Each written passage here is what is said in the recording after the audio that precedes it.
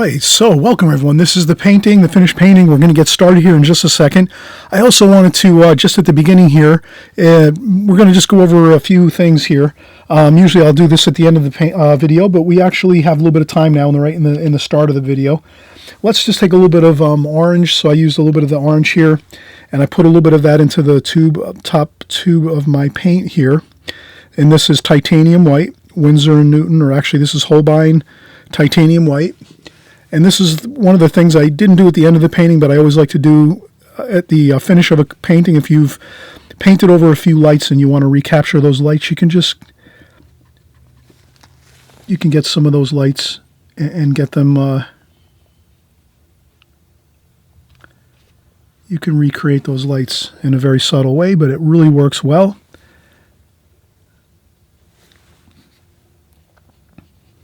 Like this, you can kind of get a few of the window panes and some of the lights back here, like so.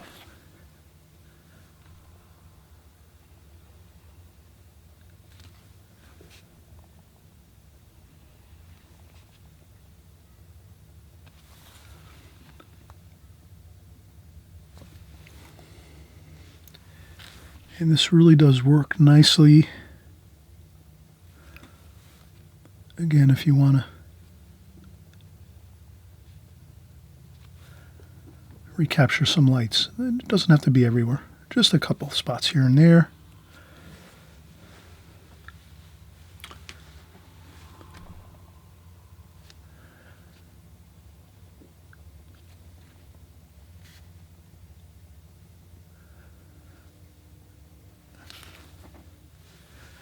And the same here, you can do a few for these, for the front door, if there's been a few spots that, just some indications, like that.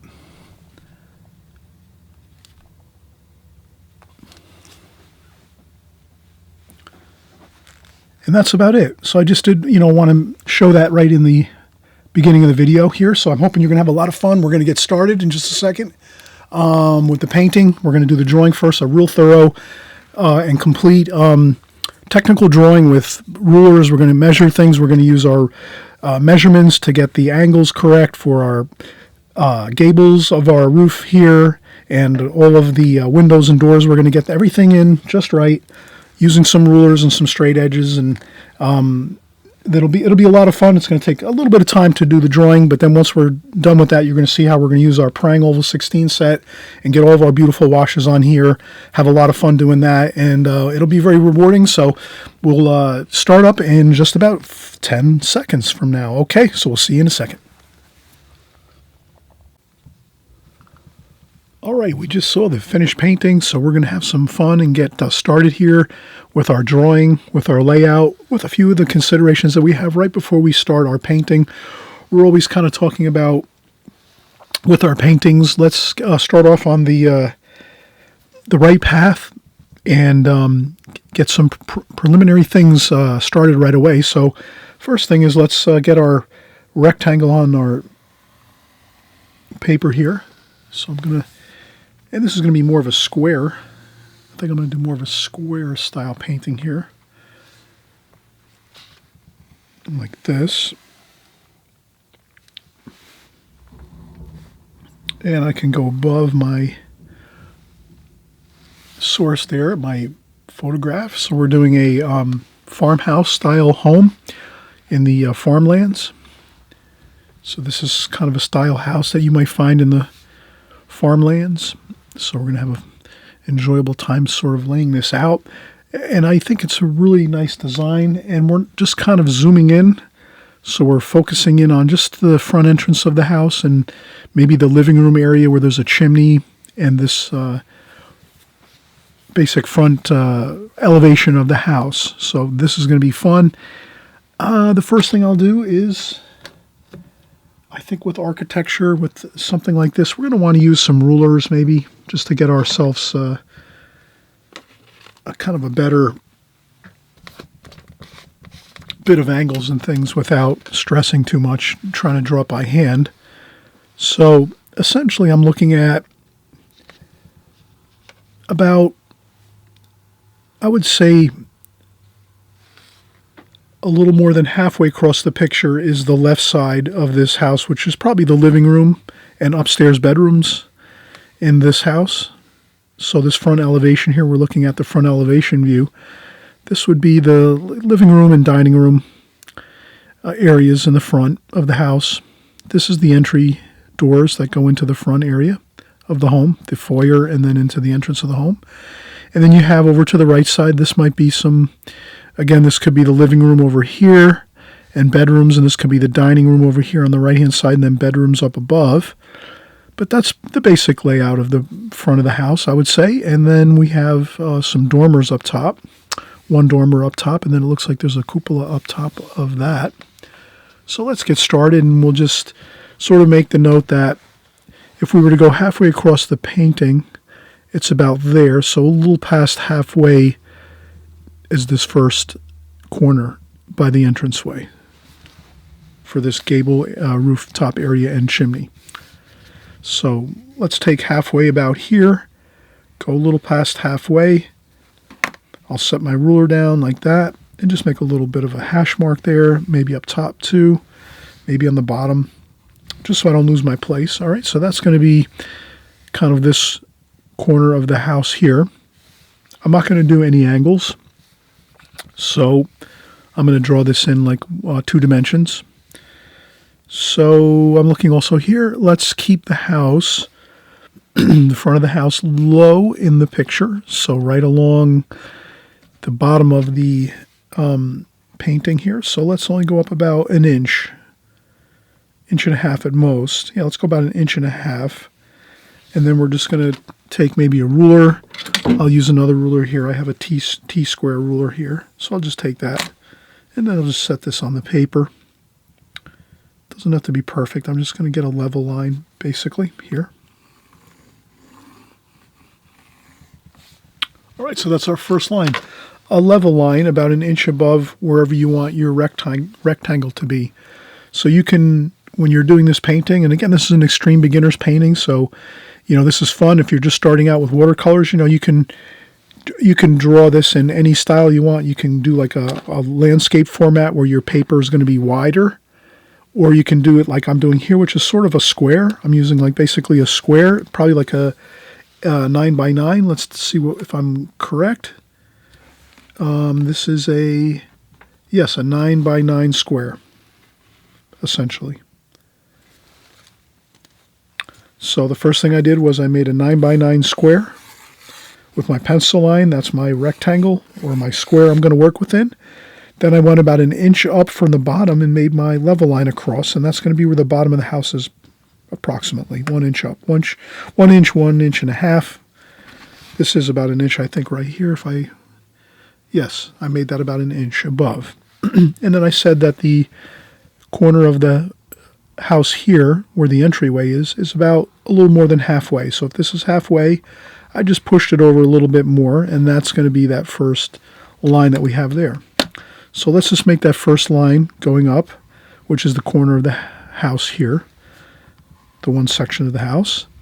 And then if we look at this portion here where the gable starts and the second floor starts approximately, that's about a little more than halfway up the paper.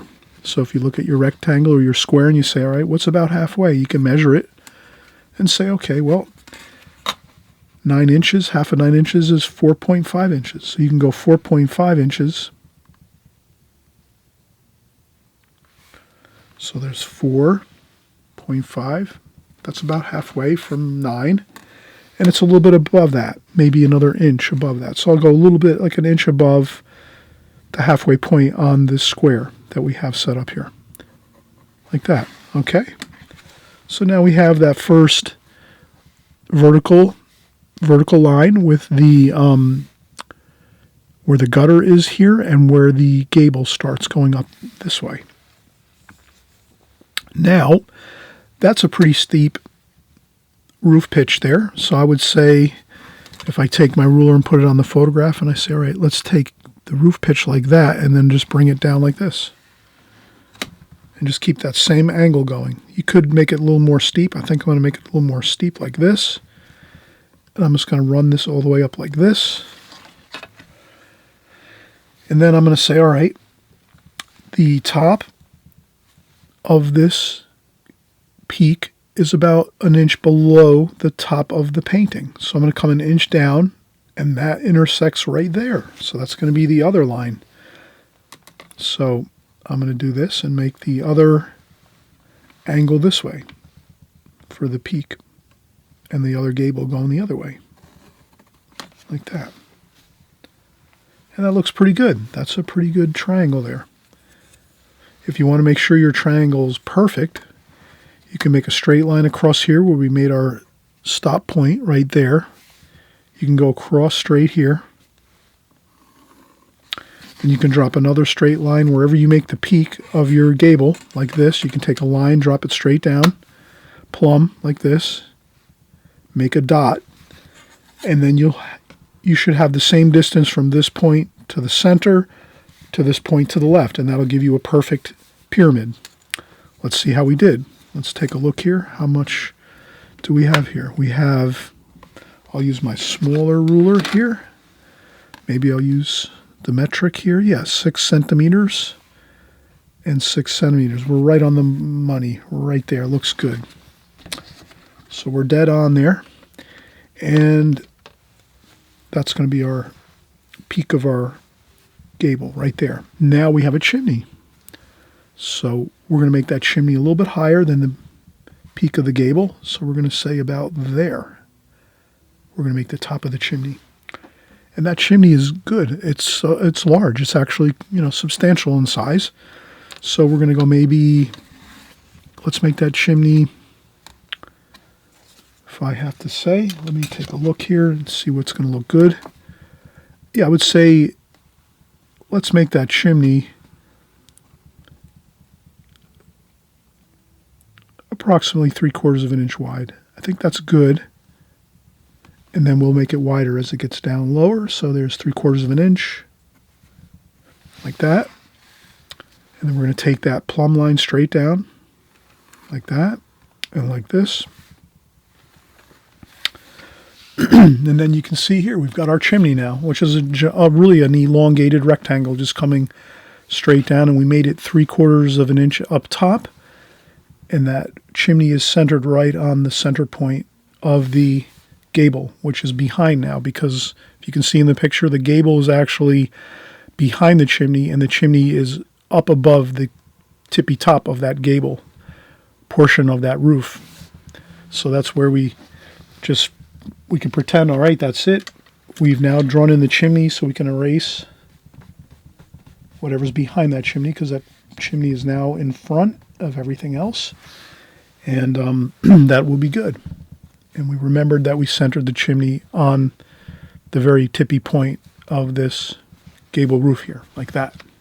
Now, as we come down with this chimney, we're going to notice that it does get a little larger as it comes down about top of those windows. So for right now, we're going to just let this go for now. I'm just going to transfer these chimney plumb lines straight down.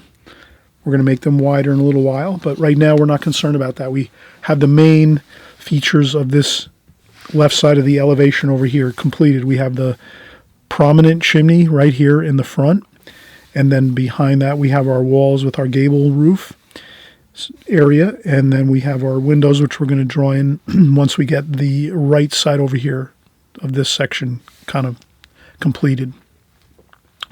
So now we're going to look at this here and say the entryway of this house is right here, and it's lower here by about, if we had to say, it's about 2/3 up from the bottom is the roof right here, where the roof starts, where the entryway is.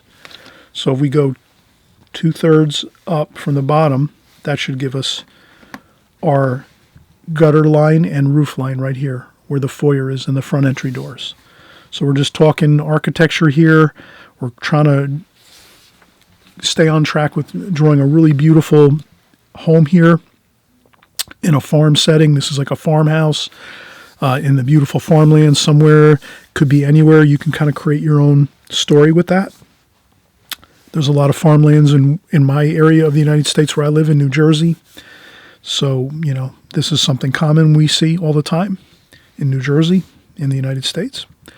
So I'm going 2/3 up. If I say this is, we could use centimeters or the standard United States measurements, inches, or we could use centimeters. I might use centimeters. It gives me a little bit of an easier advantage here by just doing it a little quicker. I'm a little bit easier if I do it with the centimeters. So if I have 11 centimeters divided by 3, that's about, I don't know, let's say 4, 8, 12. So approximately 4 inches would be 1/3, but not quite 4 inches. So let's say 3.5 centimeters. I'm sorry. 3.5 centimeters is approximately 1/3 of 11 centimeters. So let's leave it right there. And it actually looks like it's right about where I anticipated it would be. And we'll just come across level. We'll keep this line level. We use a ruler if you want. Come across level. And this is the entry area, like this, which is another rectangle, basically right here, a rectangle. And then coming up here is the roof. And from here, we can say that the other roof beyond is the same height as this, like that. And this is here. So we have a metal roof on top here, like that. So here we have a metal roof over the entryway. Then there's a gutter system here over the underside of that metal roof, like that. Then we have below that, we have the 2 doors. So we can put the 2 doors in.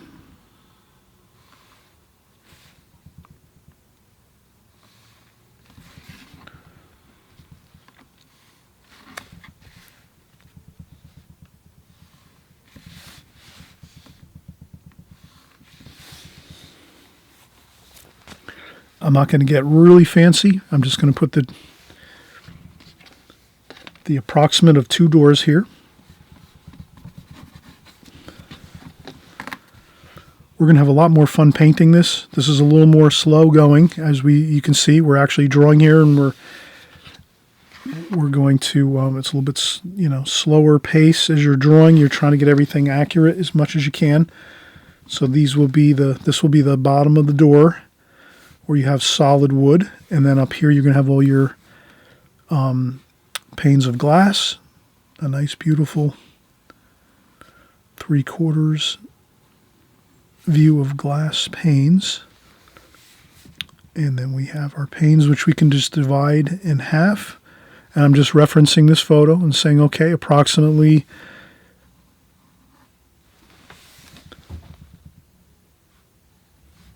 so I'm just going to draw in some approximations here.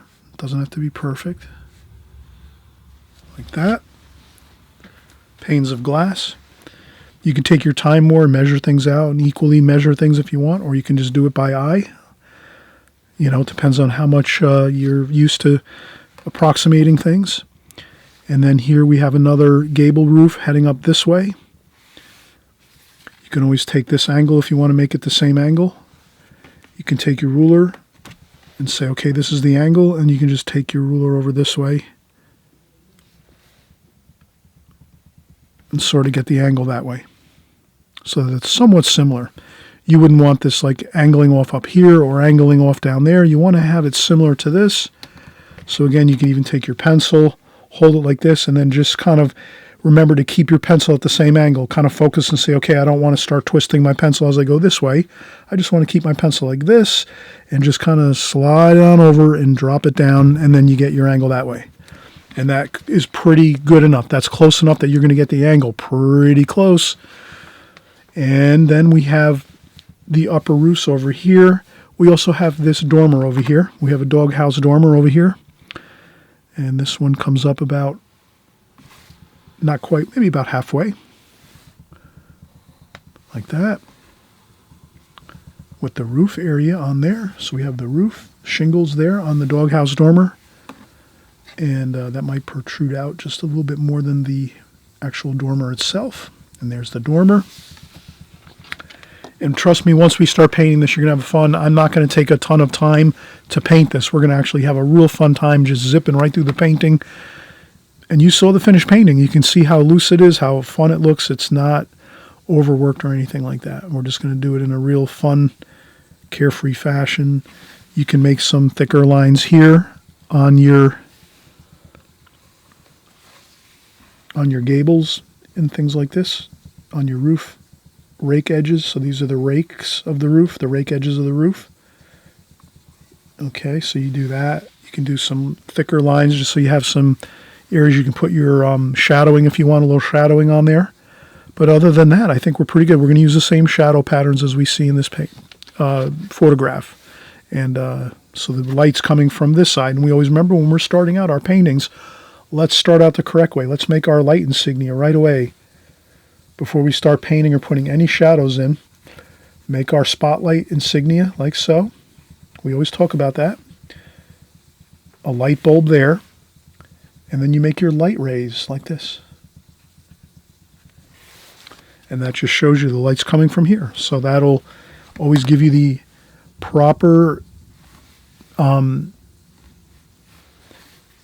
indication of where your light's coming from. If you have it already set right here, you can always just look up to that as your reference and say, oh yeah, light's coming from here. That means, well, the shadow's going to be on the right side of this chimney. There's going to be some shadowing in here by the doorway. If there's some trim on the building, the light's going to be shining from this way, so the shadows will be on the right side of the trim, like over here. So just a little thing to keep an eye on. That light insignia really helps you a lot when you're doing your shadows. There might be some shadows on the roof for different things. And so now that I'm looking at everything, I'm seeing that the rooftop over here is about here. The back area of the roof is over here.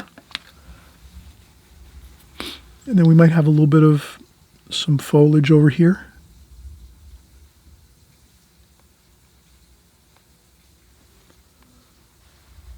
Like this. There might be some foliage in certain areas of the roof here that you want to make. You might want to keep your roof with no trees in the background. If you don't want trees back here, you can leave those out. I'm just going to put some indications of some trees, some branches and limbs and things like that, and foliage, just a little bit. I can always change my mind and erase it if I want to later and just leave it sky wash. It's up to you. You're the artist. You decide on what type of things you want in your painting. Well, we've done a lot of work so far, so that means I'm just going to take a quick break myself.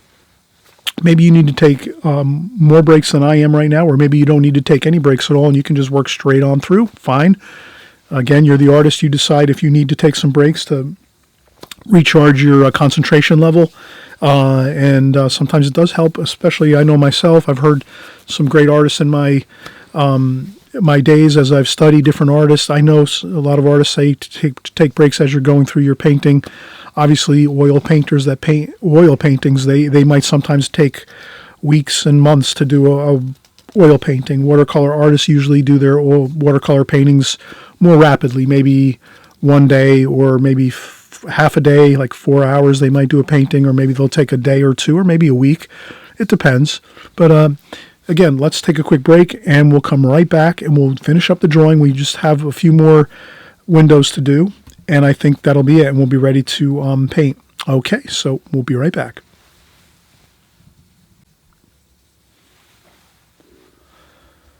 All right, so we're going to continue on here. We'll get our last few windows and shutters in, and I think that's going to be about it. So I'll just notice that there's windows on each side of the chimney on the first and second floors. So let's start up here at the top, and we notice that these windows here are just a touch above where the bottom of the gable rake edges are, where the rake trim is here. So let's go up a little bit from the bottom. Not a whole lot, just a tiny bit, maybe about a foot or a quarter of an inch, if that. And let's just make two lines below the windows there. Then I'm going to notice that they're about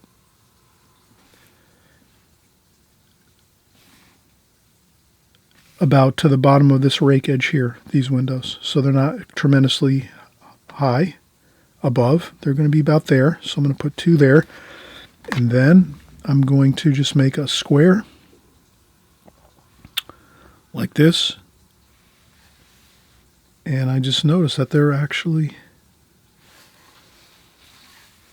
it'll be on a slight angle here. So I'm going to do a slight bit of an angle here. And I'm just going to do my shutters like this. So I hope that looks okay for everybody.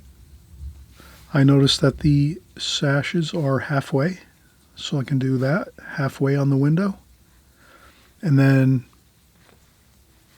halfway like this, halfway like that. So these are quarters. And they're 3 wide. 1, 2, and 3. 1, 2, and 3. So that is the patterns of the windows. Again, you can make the patterns of the windows anything you like. You can leave out the panes and just make them glass and no panes whatsoever. It's up to you. I'm just kind of going with what I see here. These 2 windows over here are directly below the other 2 up top. So we're just going to come straight down and say this is the tops of the windows here. And then I'll just measure and say these are a little bit larger than 2 centimeters, so about 2.5 centimeters.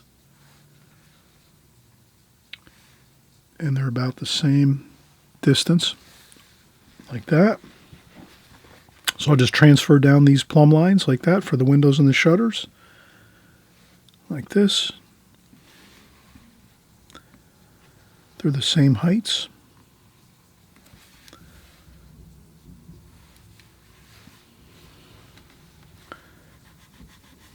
This is a little further over here, the shutters. So there's a little bit of a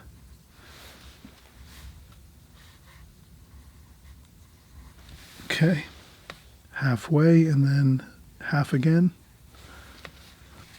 And again, I'm not going to get too bogged down with details. I'm just going to try to keep this enough so that we can use our brush when we're painting and be able to capture the details of what we're looking at here.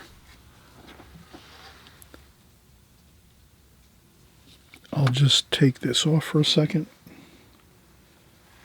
Get that back there. Like so. Okay, so we're back in business with our photograph. And I noticed that one thing I do notice, we made these windows too small.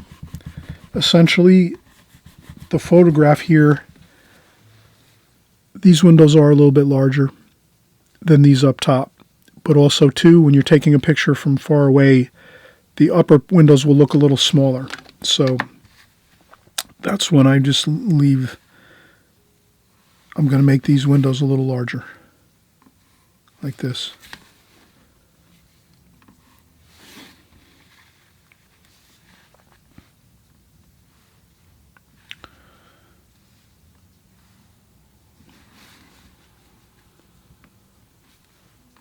You can draw this by hand and you don't have to use rulers if you don't want to.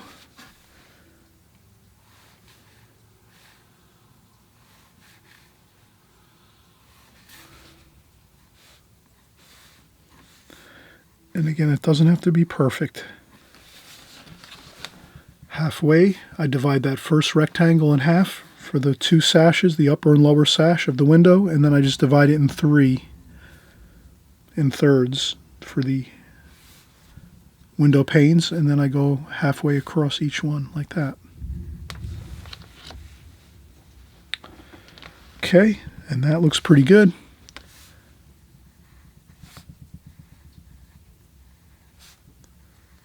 Windowsill there, windowsill up here. Okay.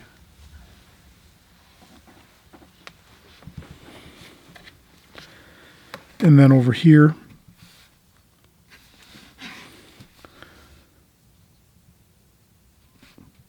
we'll do one window over here, like this, with a shutter here. Halfway, halfway, halfway, like that. So we're just going to put a little bit of that window in. And then this window down here is almost the same height as this one, the doors. So we're going to do that. We're going to make that the height of the doors. We'll make a shutter here, and then we'll just go halfway, halfway, halfway. 1, 2, and there we go. And that's it. We are all set. We have pretty much everything in good standing here with all of the drawing and details that we needed, like this. And now's the fun part. I'm going to make this line over here, the edge of the corner of the house here, like that. And then there's another rooftop over here, and that's actually higher up, about the same height as the other roof. So I'll erase this a little bit over here, and I'll just carry this roof line over here across straight, like that ridge of this roof over here, where the dormer is anyway. Just nice to pick up that line across the way there. And I think that is it. And that's the other roof over here. And this is just going to be wall here, and nothing too exciting, no windows or anything like that. All right, so now we're good. And now you can actually, if you want to, you could just pencil in a couple of the shrubs that we see here. So there's some bushes and low-lying shrubs and things that are along the front of the house here. And I think that's good enough for that over here on this side. And then over here, there's some more along where the entranceway is.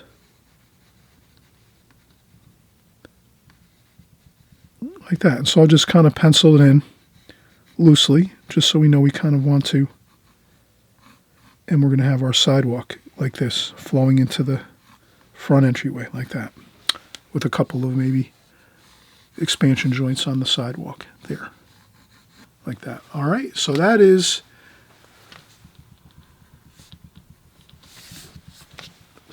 a really good, strong drawing, architectural drawing of a facade of the front of this beautiful farmhouse.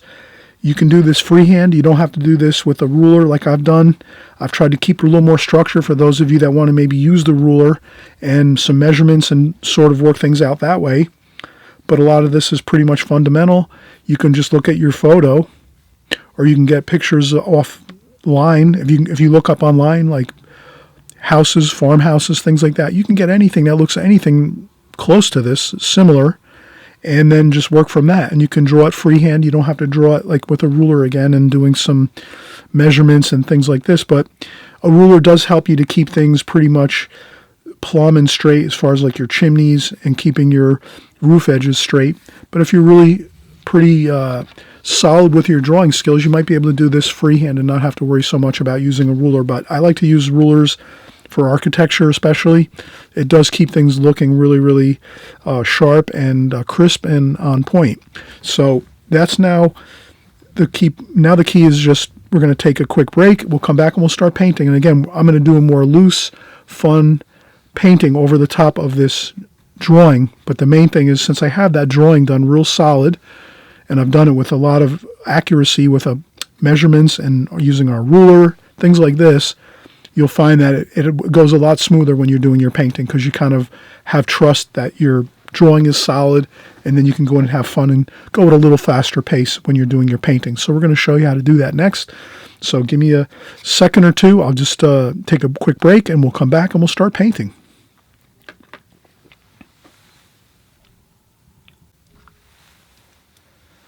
All right, so we're going to get started, and we're going to just give our paints a quick spritz.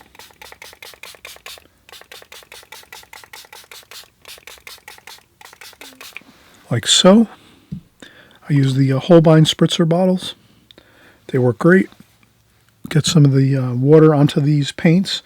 And again, this is the Prang Oval 16 set. We're doing the Extreme Beginner, so we use the Prang Oval 16 set. It's really fun to use, simple to use. You just basically open it, spritz it with some water, and you're ready to paint. You can close it or leave it open, doesn't matter. A week later, you can come back, spritz it with a little water, you're ready to paint again. There's no other maintenance to it, anything else like that. And that's why I would say if you're beginning out with watercolors, you can't go wrong with using a Prang Oval 16 set. They're just great. And then I have some other brushes here that I found in the studio. So I'll use the Prang Oval 16 round brush that comes with the set. I'll also use a couple small square brushes, flat brushes that I found that I'll need for the windows. So I try to have usually on hand some good square brushes or flat brushes for windows and things like this. I also have another very small flat brush like this that can sometimes get into these smaller window panes and things like this. So for architecture, homes, buildings, houses, things like this, I tend to really rely on some really good small synthetic inexpensive brushes for my windows and things like that, my more square and rectangular shapes. And then of course the round brush we can use for any other shadowing and things like this. So we have plenty of firepower here with our brushes. So first thing I'll do is I'll probably start out with I'll start out on the left side over here and work my way over this way in the painting. And maybe this brush is going to be the best actually to get these smaller rectangles in. These might be a little bit too large. So I can see from my drawing that this one's going to be, can you kind of see that? Maybe I should zoom in a little bit here. I take the risk of throwing my video off of focus, but I guess I have to do it sometimes. So here you can kind of see these flat brushes that I have. This one here tends to fit right perfect with the window panes like this. 1, 2, 3. So I can go right through these here up top with this really small. This happens to be a Da Vinci Black Sable. It's 1840 is the product number, and it's a 2/0.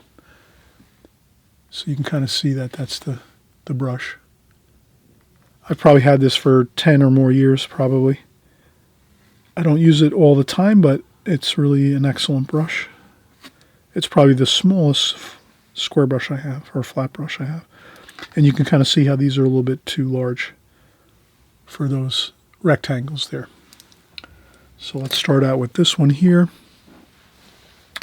And I'm just going to make these, first I'll start out with a little bit of black up here.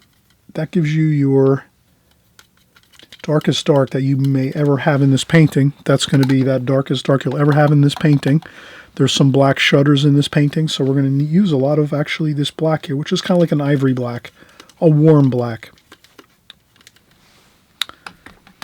And then from there, let's go with some blue. 2 blues here we have. So we'll use some blue. I'll get some decent amount in here on the palette, so we have it in there mixed up. You can even use a larger brush to start mixing up your mixes, and then go back to your smaller brush once you have your mixes in your palette. So it's not. Okay, so we have blue like this. Then we add some brown just to warm that blue up a little bit. And we go with some more blue like that. And a little bit of green in there too, I think, is going to look good. A little bit of green, trees around. There's trees around in this picture, so that's going to reflect into the window panes, the window glass. All right, so now we've mixed up some good color. Let's get some, and let's just go in and have fun doing the window panes. So I'm just going to go in, and I'm not necessarily trying to do it perfect or anything like that. Just trying to get these in like that. Maybe a little black up here. Might be a little darker up there where the shadows are up there. So that's good. That's one bit of window panes we have, and window completed. There might be another, there's a sash here. So we can add a little shadow under that area there, which is the sash. And we'll come right back over and start working on this.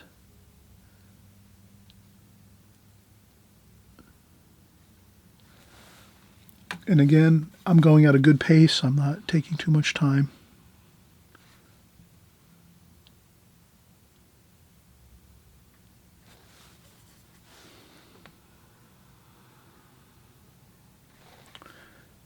And there's a sash there, so that's going to catch a little more shadow under there. All right, so now you can see we have our two top windows. Now we can maybe, these are a little larger, so now I'm going to use my next step up. This is the next, actually let me zoom out. That's the thing I always do. I always mention I run the risk of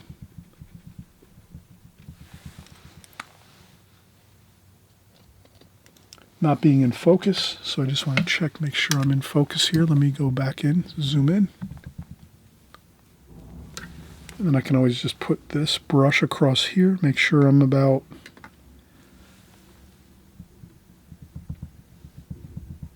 okay, that looks good. And I can just zoom back out.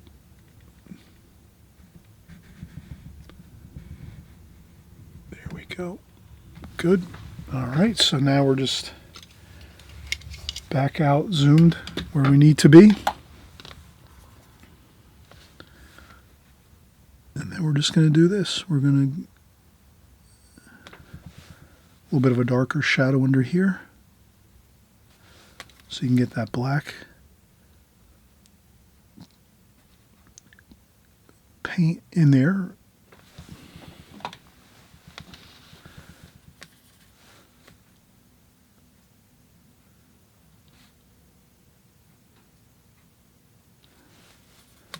And we're just going to go right down the line, like that.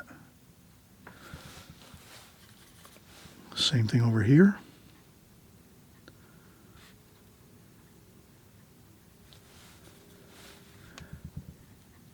And like I said, you see how we're zipping through this now because we took the time and did the drawing carefully with our rectangles and squares and our windows and details, things like this.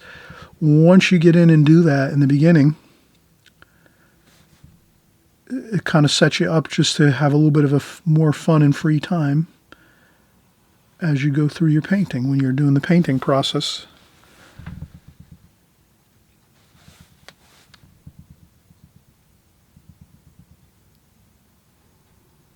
Like that. And I'm just going to keep on working. Okay, so now I'm going to do the same thing. We got the front door. We have the lights on the front door.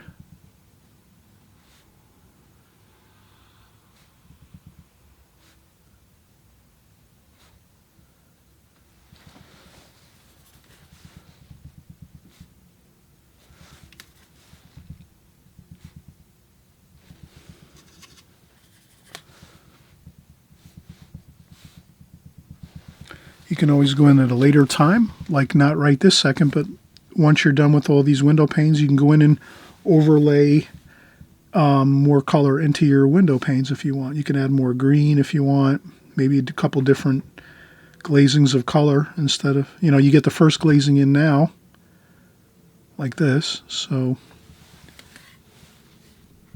we'll get our first glazings in now.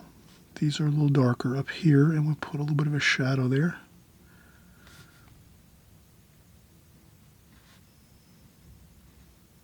Like that, and you can kind of see we're just moving right along.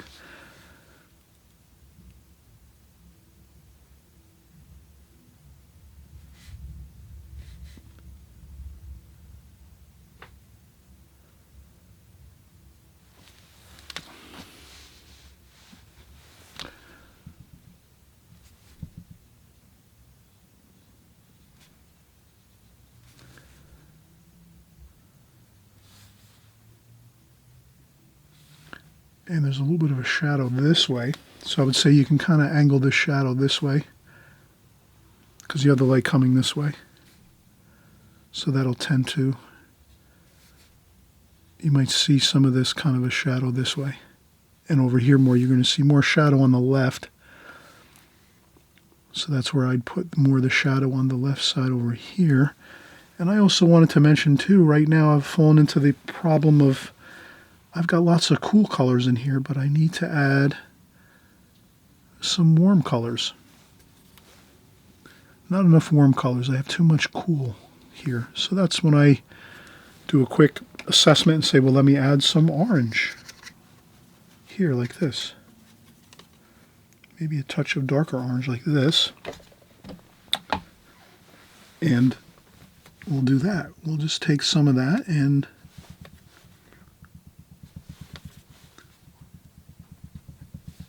add some orange, some warm mixtures right over the top of the cooler colors that we have here.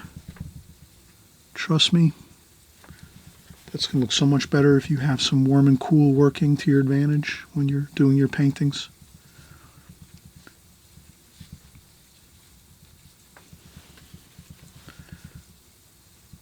Like this, you add a couple of these little bits of warmth to those cool colors. You can even go with a little bit of red.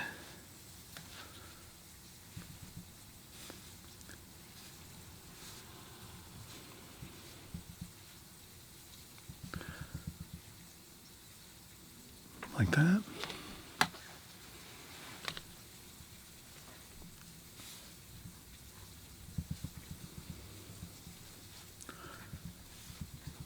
So you can see I want to get some warmth in there for that cooler bluish green we put in. And I think that is good. So we're going to keep working these colors. We're not going to go off track on anything. We're going to stick with the same colors we just used and just kind of keep that color mix going for the rest of the painting. We could also take some purple for shadow, and since we're going to use this for shadow, purple, let's just get some of that in here too. And that could be up in the darkest shadow areas that we see up here. That'd be the perfect spot to add some darker shadow with some of that purple. You can add a little bit here. You can take your time. You can take your time doing your shadowing. And your window panes. You can take as much time as you want to do the details of this painting. I'm moving at a good pace because I'm trying to kind of get this all done in like 1 or 2 hours for everyone, so you can kind of just see the overall process. But you can take your time. You can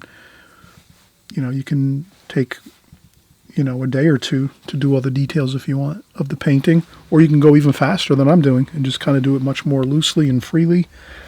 Just zip in some window pane colors.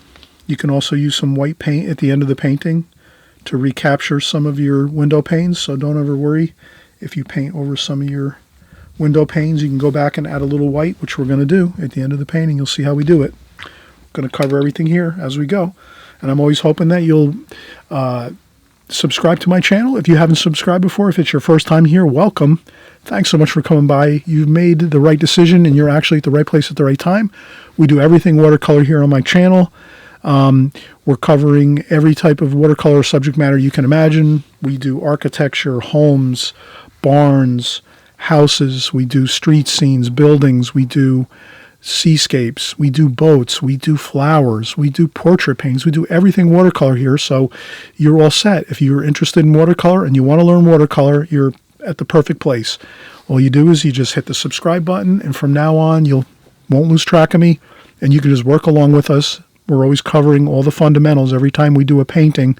It doesn't matter if it's a really fancy, intricate painting or whether we're just doing some exercises. We're always covering the fundamentals of watercolor, and that's all that you need. You just need to know those fundamentals really solid. And if you do them over and over again like we do here on my channel, you're going to learn them. You're going to be strong with your fundamentals, and that's just going to always be your basic habits when you're doing your watercolor paintings, and that'll mean you'll just be doing more beautiful paintings because you have the solid fundamentals that you need to create beautiful paintings under your belt. All right, so let's take a quick break. We'll come back and we'll start doing a little bit of the larger washes now. We've done the fine, intricate lights of the windows, which are beautiful. And then after this, we're going to start getting into some of the other washes. Let's do the rooftops next, okay? And we'll get started in just a second.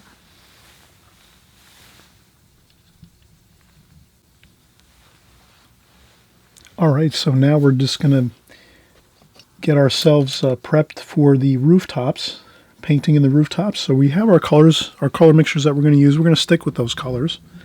And I'm going to look around for a brush that we could use.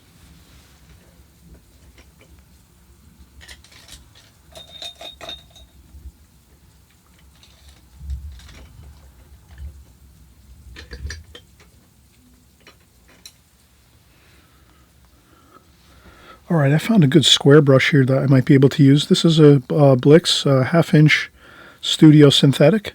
Very inexpensive brush. So this might do a perfect job here for us. So I'm just going to go in and get some brown, some orange, some red. So brown, orange, red, and get some good warmth going for the rooftop shingles. I noticed they're like a brownish red. Okay, and then there is some blue in there. So let's get some blue. Both of our blues here. Okay, I'm going to try to mix the color until I get it. Maybe some purple. Some shadow color in there, some yellow. I think that yellow is really going to mix it just perfect. Like that. That looks really close to what I'm seeing. So let's try this. Let's start getting our rooftop. Start over here on the left. I'm a right-handed person. If you're left-handed, you'd start over here on your painting and go this way, so that you don't lean into your. Does that make sense? Just so we don't lean into our paint as we're going across. You have to always remember that. Let's be careful. And then I'm going to add other colors too as we go, and some purple. I'm going to try to mix different mixtures here as I go. But that'll be my main mix that we just mixed up. This is going to dry lighter too, don't forget that. Watercolor always dries lighter than when you put it on, and especially the praying colors do lighten up a lot, more than if you're using tube paint. So if you're using tube paint, that's something to remember. If you're used to, like maybe you work on my channel and you're using your tube paints right now, well then you're kind of already anticipating that your tube paints are going to lighten up once you're done with these washes. But also, I always remember that with my praying set, it does tend to lighten up even more. So there we go. We have some. I'm going to try to mix in some different colors, maybe take some red over here. And if you can infuse in some different colors as you're going, it's going to look better, more interesting.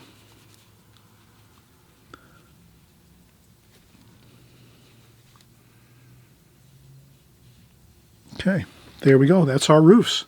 Can you believe it? That is all we have to do for our roof. We just have to do that bit of roofing right there. And that's it. Our shingles are all complete and in.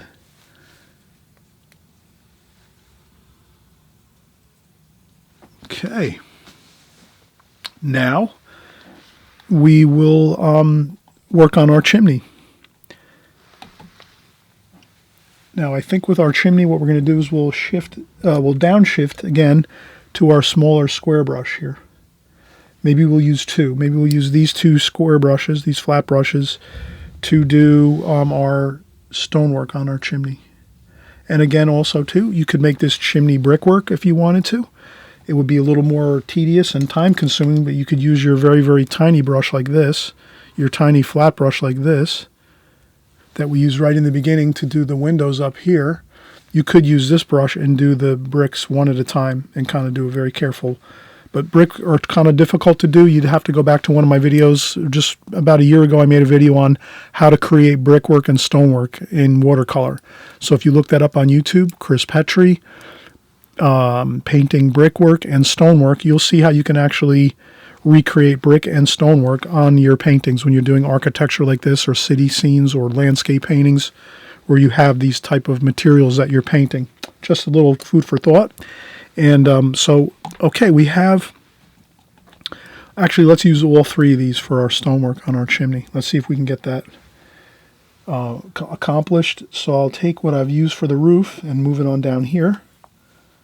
So actually, we're done with the roof, so we can just leave that like that. We'll make some red over here. We'll take some blue over here.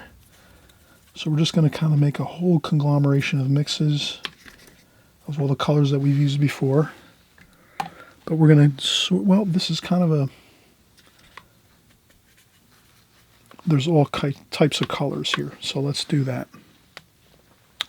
And we also did mention that our chimney is wider at the windows here. So we have some shoulders on our chimneys, as they call them.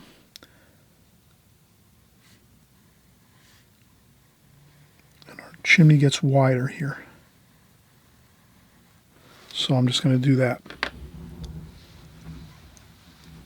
Okay, and then I'm going to start up here carefully. I don't want to lean into my painting. If you have to let your painting dry a little bit and you come back like a half an hour later, chances are you won't smudge anything if you're resting your hand on the paper. But I'm going to use some large stones here. So I'm going to do a couple large stones in this chimney like that. Not everywhere, but I'm going to put in some larger stones here and there. And this one here, put a large stone there. That one there, the masons were grunting and figuring out how they got to lift that stone. Okay, so, oh, I just remembered our chimney is wider over here. Let's way over here. Let's go a little more. There we go. All right, so here you see I did some large stones.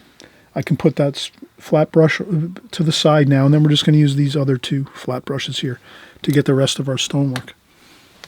And you can use any of the colors you want. And you can just start putting in the stonework. And it's basically squares.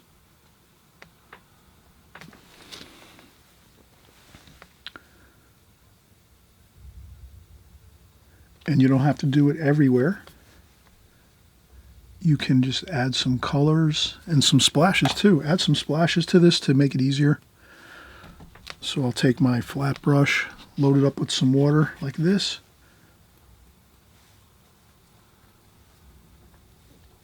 Like that. Light's coming from this way again too, so you might see a little more light over here on this side.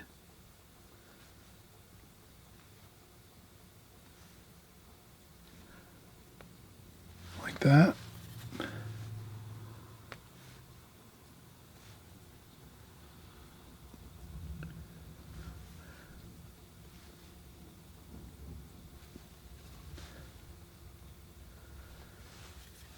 I'm going to do some cooler colors there too. Have fun with your stonework. Mix it up. As long as you're doing everything rectangular and square shapes, you're fine. Just think rectangles and squares. Rectangles and squares. That's all you have to remember. The rest is fine. You don't need to do rounds, stones, or anything like that. You do some splashing along the way. A little couple finger taps to soften up some sections. You don't need to have everything perfect.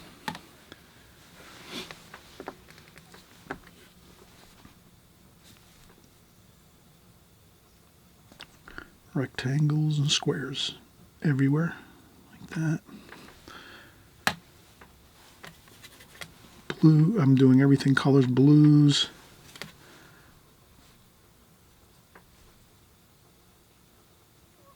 Okay, that's all I'm doing is, okay, I'm not going to keep worrying about it too much. Just let's get in some colors. And again, rectangles and squares everywhere, and you're fine. I wouldn't put any kind of other shapes than squares and rectangles at this point, for the chimney anyway.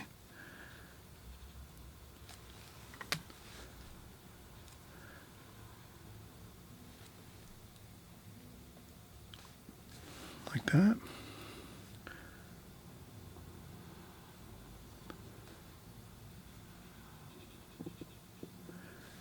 And you keep some of those shapes.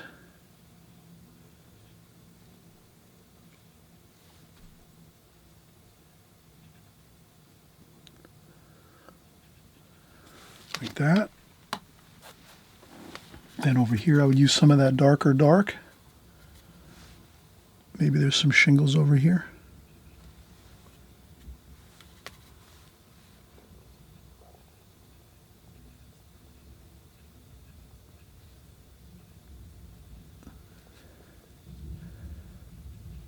Okay, so that could be some black and brown.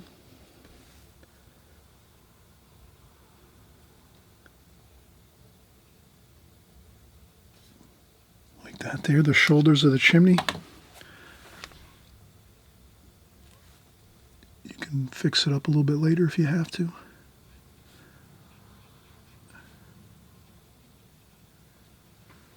But that should be fine. Look how good that looks.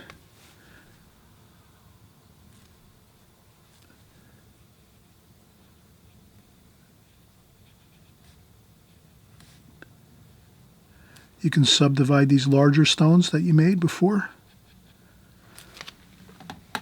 Okay, you can add some more orange and red to some of the mixtures of the stones here and there. I go in, I add some of that red, and then I soften that up like this.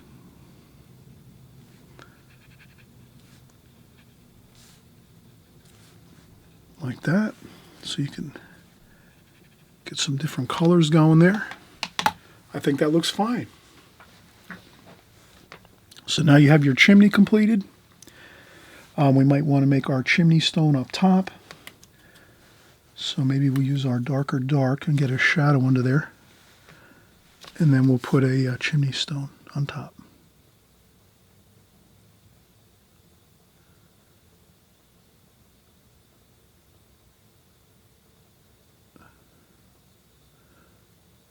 Okay, that's the chimney cap.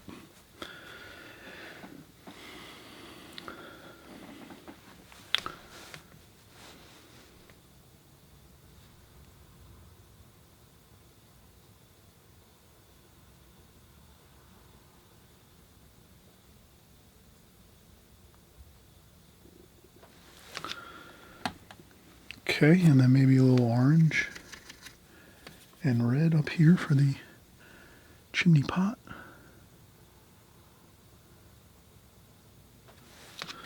There we go. All right, so I would say now's the perfect time. Let's take a break again. We've done a lot of work so far.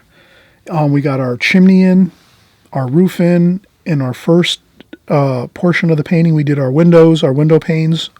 We're really in great shape now. We have most of the painting done. We're going to leave the facade white. So that's going to be like a white stucco that we have here on the walls. So if you can imagine, we have white stucco on the walls. We have a nice, beautiful brownish gray roof. We have our brown and gray and all kinds of mixes of colors for our stone chimney. All that we have left to really do is, we can do this kind of quickly here. Let's get our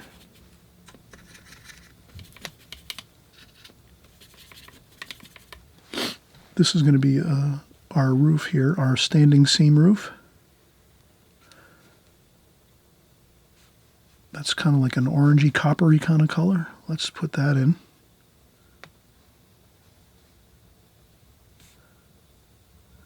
That looks really good. All right, perfect. Okay, so we have that. And what else do we need? I think that's pretty good. we can now take a break. We'll come back. We'll do our shutters for our windows. That's the next thing we need to do. Our black shutters over here. I don't think these windows have shutters over here, but we'll put them on anyway, I think. So we'll put shutters on all the windows. And then after that, we'll do a little bit of the sky wash, some of the trees in the background here behind the building, behind the structure. And also, too, we're going to have some bushes and grass on the front of the house here, our beautiful farmhouse. And that should be it. So we'll be right back. We'll start finishing up everything.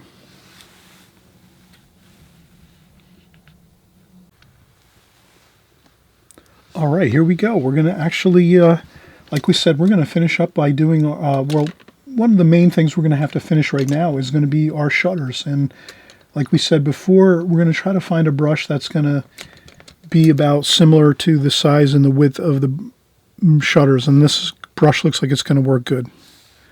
So this one seems to fit perfectly everywhere for our shutters. Let's use this one.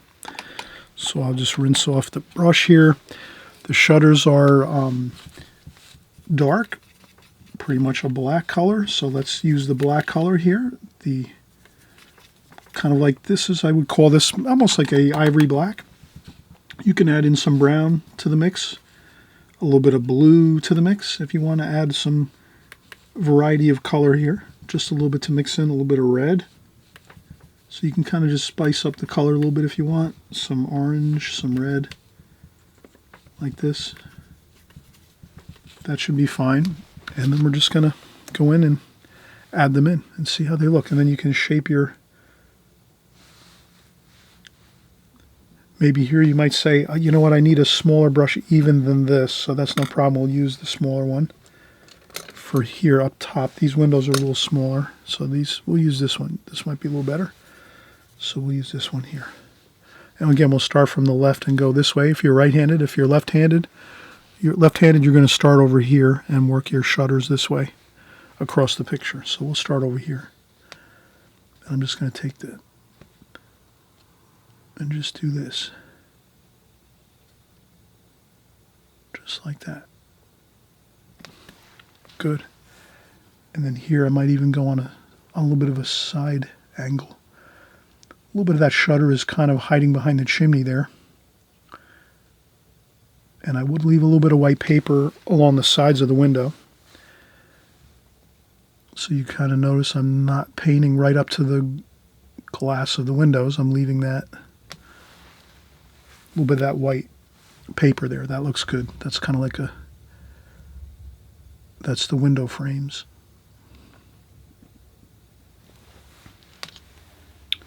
Looks good. All right, see, we're actually coming along here.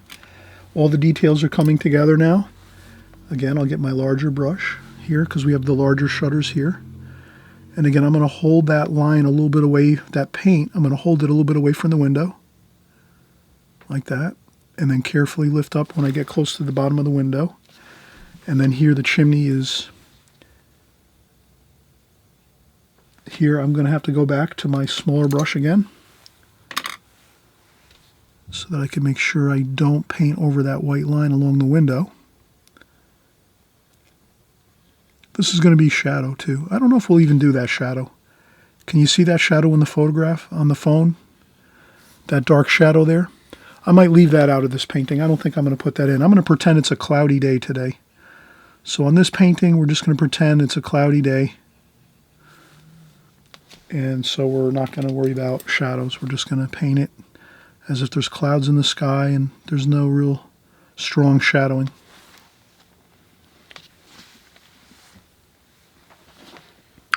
And then again, I'll go back to that little bit of a smaller flat brush there.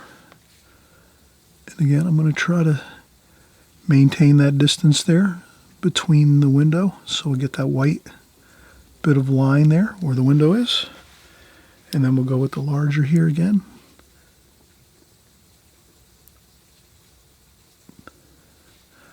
Ah, that looks so good, doesn't it? And these flat brushes, these square brushes are really incredible. If you're doing architecture, you have to eventually save up for those, or you purchase those a little bit at a time. Get a few here and there. And you'll be so ecstatic when you go to do some architecture. You can just use some square brushes and it does all the work for you, actually. You don't even have to worry. And all right, I see that we have really done some good work here with our shutters. Let's call it a day on the shutters there. I think those are fine. I might use this very, very fine line, and I'll use some purple here, like this. I am going to do some shadowing. So some of that black mixture, which was, you know, black and brown and red and blue.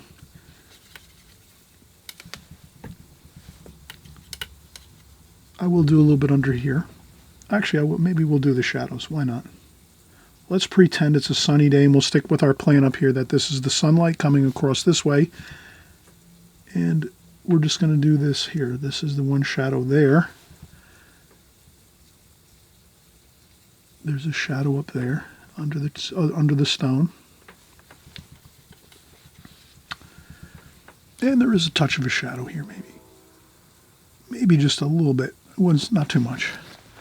There we might have some of that shadow, but I think that's about it there. We will have some shadowing under here. So this is where we're making our windowsill. So what I do is for the windowsills, I just make the shadow under the windowsill here like this. And the same over here, there's a windowsill here. And under here too, there's a windowsill like that. Okay. And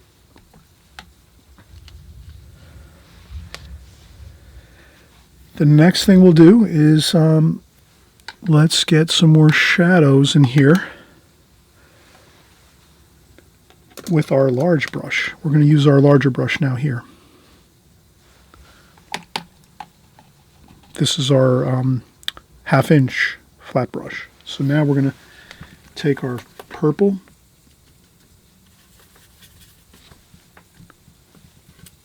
I'll mix up a lot of purple with some of the other mixtures we have left to gray it down a little bit, but I think that's fine. You can see that purple kind of mixture. Nothing too fancy. And then I'm just going to I'm going to actually put the same thickness of line of shadow that you see in this picture. And that's about a 1/2 inch out from the chimney here.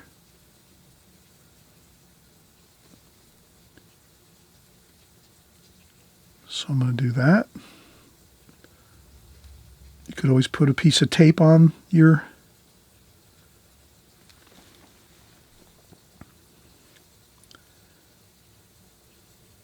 you can put a piece of tape on your paper, your watercolor paper here, to get a perfectly straight line for your shadow. Or you can just do this. Just carefully keep watching as you go. You can draw a pencil line too. I think that might be a good idea. Draw a pencil line if you feel like you can't keep that line perfectly straight. It doesn't have to be perfectly straight, but if you can keep it somewhat straight like this,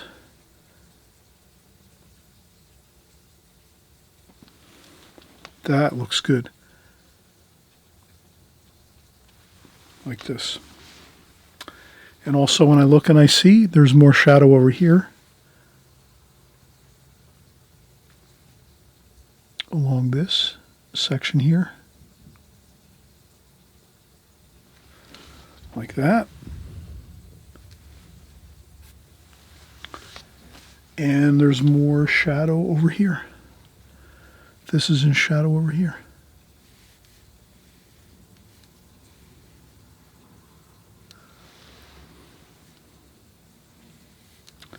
And then there's a shadow that runs here and comes up like that.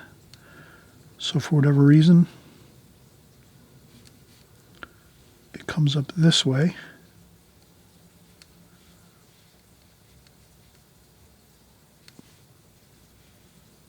Like that.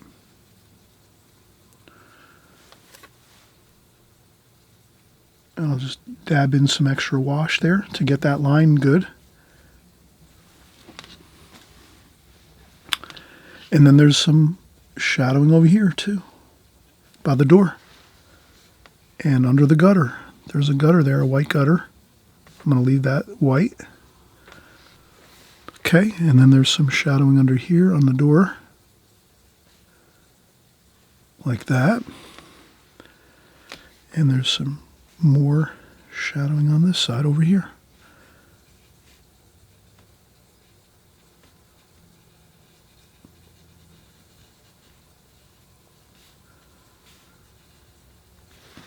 Like this.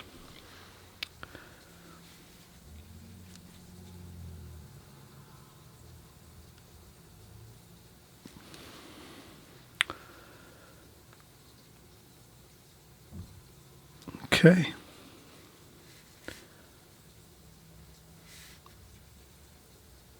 And there's shadow there. Underneath these rake boards on this eave of this, or at the gable here at this section.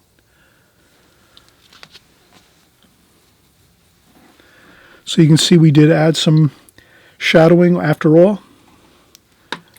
And now let's take a quick break again. I want to let that shadow wash dry before I lean into it or have a problem with it. I definitely, I tend to say that is why breaks are good too with watercolor. You'll hear me say take breaks a lot, especially when you're painting. You'll notice that if you do take breaks while you're painting and doing your watercolor washes, it's to an advantage actually, because then it kind of dries out some of the washes that you're working on. And then when you go back in and continue to work, you're less likely to smudge and dip your rest your hand into wet watercolor paint and smudge on your painting. So one of the things of watercolor that's really kind of challenging, you'll notice, and does that make sense? It kind of makes sense that, you know, if your paint, you let it dry every 10-15 minutes as you're working, you stop and let things dry, you'll have less, it'll be less likely to, you'll be less likely to smudge any of your paint, like leaning into it with your hand or by accident smudging something. So that does work to our advantage as watercolor artists, that we, if we take breaks, actually it lets the paint dry a little bit, and it's a little bit easier to work with at that point. And you'll, as watercolor artists, I know you all are totally familiar, especially even if you're just starting out with, even if you're just painting for the first time, welcome if you're just starting for the first time and painting here along with us. But even if you've been painting for 6 months or a year or, 3 or 4 weeks or whatever it is, if you're just starting out, you'll realize you're always very careful as you paint in watercolor, because you're going to have to be careful as you work your painting. Otherwise, you might lean into something or rest your hand on certain things. So that's why you tend to work from left to right. If you're a right-handed person, or if you're a left-handed person, you're working from right to left. And you kind of try to work your paintings like that, work from left to right or right to left as you go. That's a really big help as far as not leaning into paint that's wet and smudging and so forth. But that's just one of those little tidbits of information as watercolor artists that we have to learn. But that comes with experience. And as long as you're working and joining along here every week, you're going to kind of get the hang of painting quickly, because you're working all the time with it. And you'll just automatically, it's like riding a bicycle. Once you start riding a bicycle, you get the feel for it. You get on there, you pedal, you balance, you go. Next thing you know, you're zipping around and you're not even thinking about it. You're just having a fun time zipping around with our bicycles. So when we all learned how to ride bicycles when we were young, you get the hang of it after a while. But those first few times when you're riding your bicycle, it's a little bit sketchy, right? So it's the same thing with watercolor. If you're just starting out, it's going to be a little sketchy in the beginning. You're going to wind up dipping your hands in paint and smudging on your paper, ruining a really good painting. You might be 90% done with your painting. All of a sudden, bam, you rest your hand into something and you smudge it and it ruins the whole thing. That's when you don't worry about it. You take the painting, you see if you can fix it a little bit up, try to fix it up a little bit if you can. If not, you just take the painting, put it to the side, and you just start another one. That's it. You start another one, and then you use the back of that painting. Once that one's dry, a couple weeks later, you can use the back of that sheet of paper and you start a new painting on top of that. Or you do some exercises on there, some practice stuff on the backs of your paintings that maybe you've had a few problems on one of your paintings or two. We all have those. They always happen as watercolor artists. You're probably only going to do, 10 or 20% of your paintings are going to come out just the way you like. The rest of them, you're actually just going to realize there's things you don't like about it. Something didn't come out right. Something doesn't look right. Colors don't look right. Whatever. Don't worry. Just keep working at it. We'll keep working all together, painting along here on my channel. I'm just really thankful you're here. You're joining along with us each week. You're getting the time in, the practice in, and that's the main thing. If I can motivate you and get you excited about painting every week, that means you're here, you're painting, you're having a good time. You're just in the zone, learning all the fundamentals of watercolor on an ongoing basis, and that's just going to lead to great skills going forward for you. So let's come back. We're going to finish up. We're just going to do some bushes in the front here, some trees in the background, and some sky wash, and we will be completed. This painting is, I would say, 80% complete now. We just have a little bit left to go. Let's finish it up, and we're going to get ready to start another one in just a few. Who knows?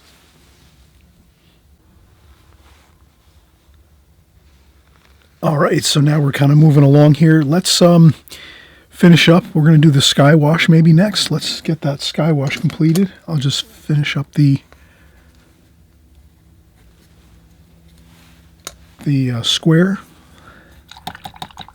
and get some new fresh water in my water bucket here. And then we'll get a good wash on here. Let's use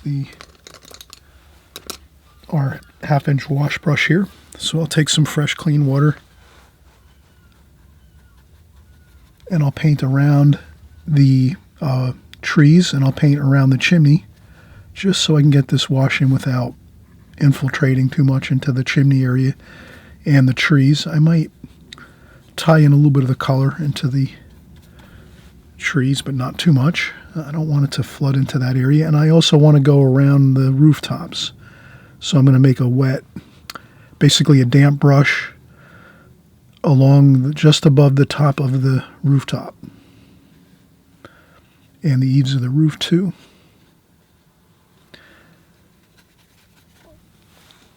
And this will really help things when we're doing our sky wash, so the water doesn't flood down below into the rooftops or the building or anything, the house, the farmhouse here. So now I'm going to blot up a little bit of this water over here. I see it got a little bit too puddly there, so I lift up those puddles there. And then we'll get some sky wash color, so we can just go in and we'll use maybe some of this here. This blue seems to be a good sky color.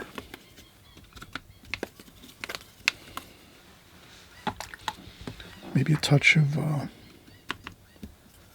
blue. That should be good. A nice light sky will do well here.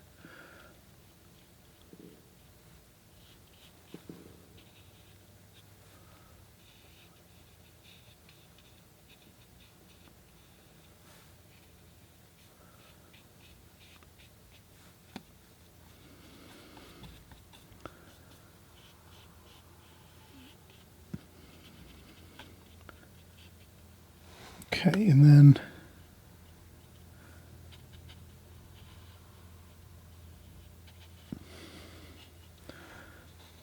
tie a little bit of the tops of the trees in with the sky.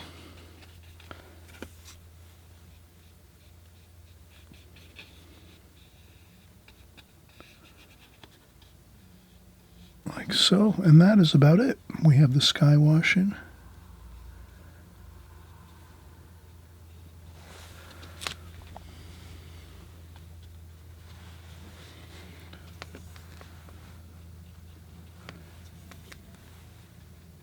You can add in a little extra wash,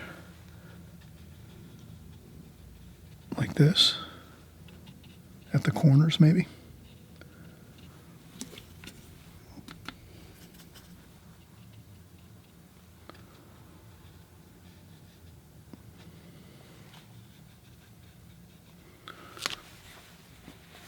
That gives it a little bit of variation. That looks fine.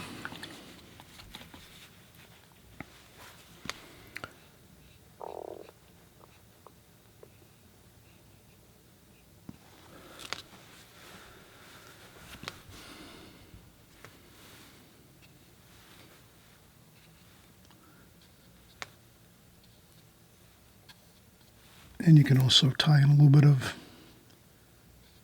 that blue into the chimney, just a touch of that. That might look good.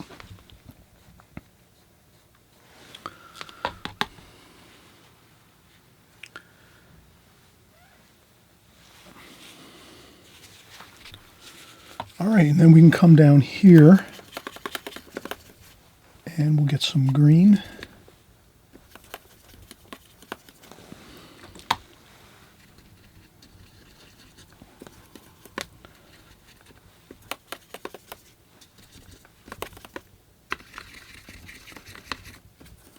And then if we need to add a little bit of, I spritz the paint a little bit.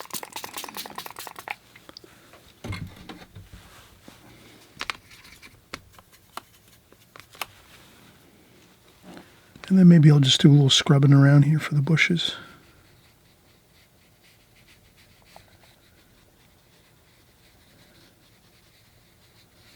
That kind of looks good. We could add some blue over here. Do some darker bits of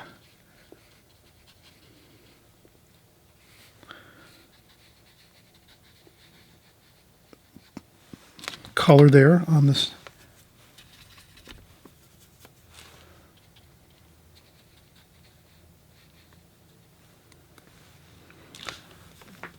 Add a little bit of extra water in there just to get some splashing.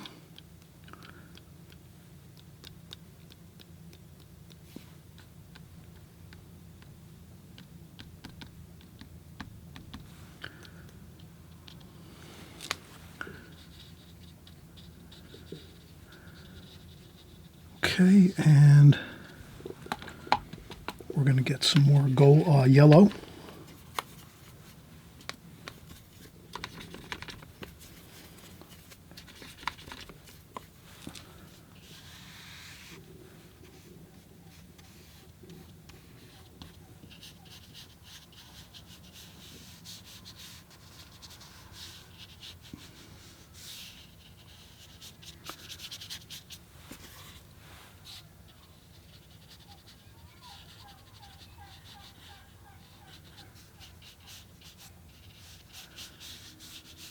Go.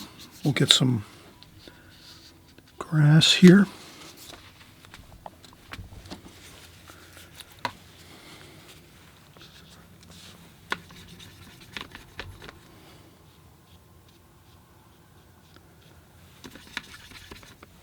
I'll just add a little bit of that lemon yellow here and there.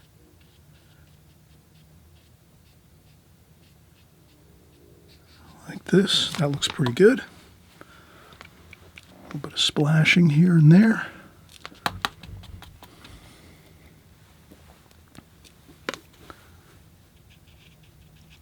There might be a little bit of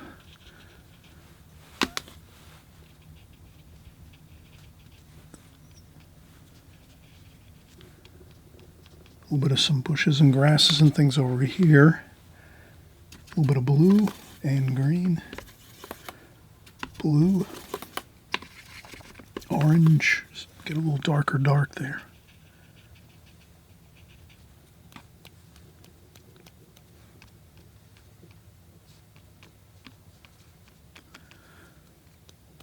And a little bit of extra. Maybe some grasses and things along the bottom of the chimney.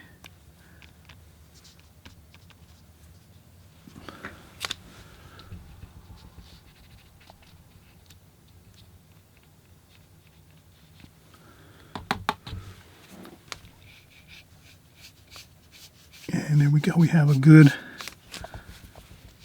bit of grass for the front lawn.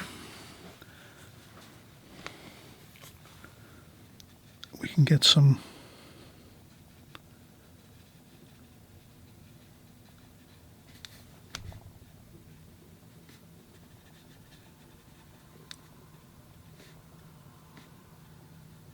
bit of trees up here, some greenery there.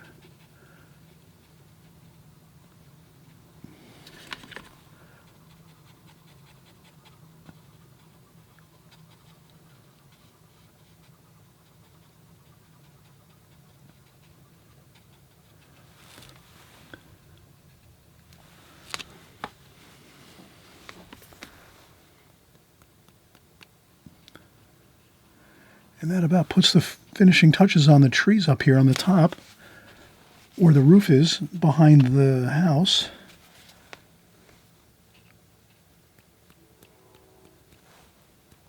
A little bit of splashing here.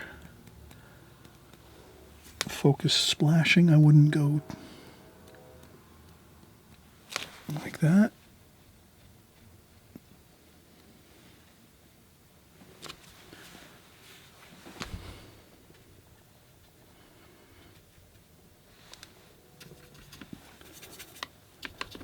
A little bit of a darker blue, brown, purple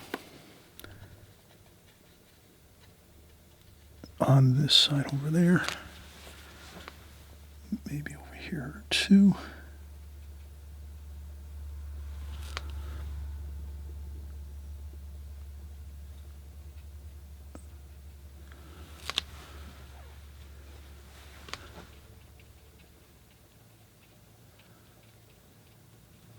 Like that.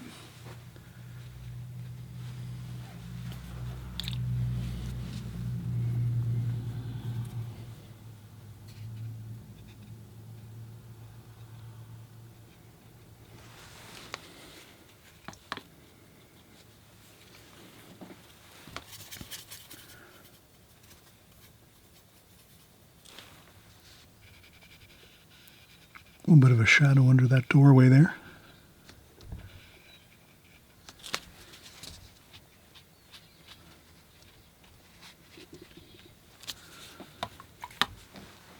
A little bit of orange. This is where I can just lift up a bit of color.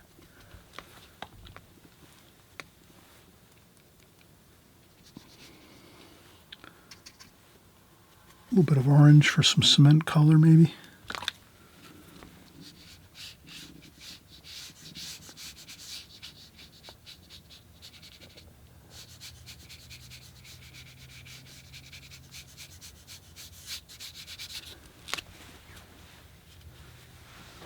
Just a little bit of a light wash of a little bit of orange, grayish orange with a little bit of brown and a little bit of the mix of purple, just to get a little bit of a different tonal value for the front sidewalk. And I think the rest of the house looks good with that really bright light. And we can always remove this pencil line if we want to. Over here on the left side. I would do that though once this is 100% dry. Then I would go in and do any erasing you want to do with pencil lines if that's what you want.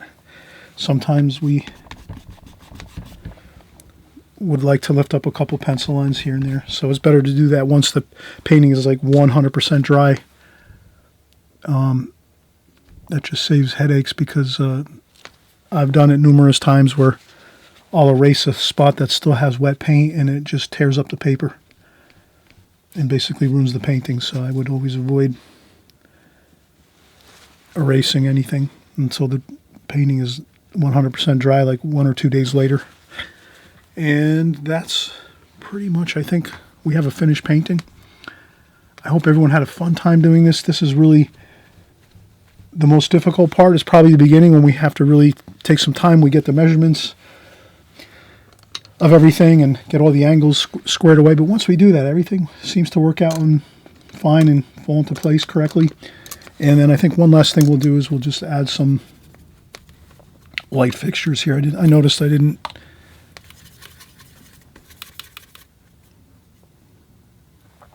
I just wanted to get these light fixtures completed here, so I would do the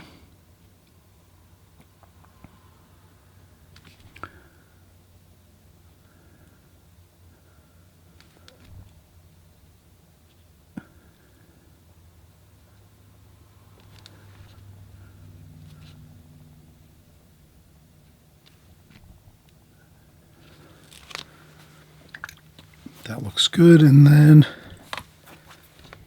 maybe a tiny bit of that orange wash on the left side.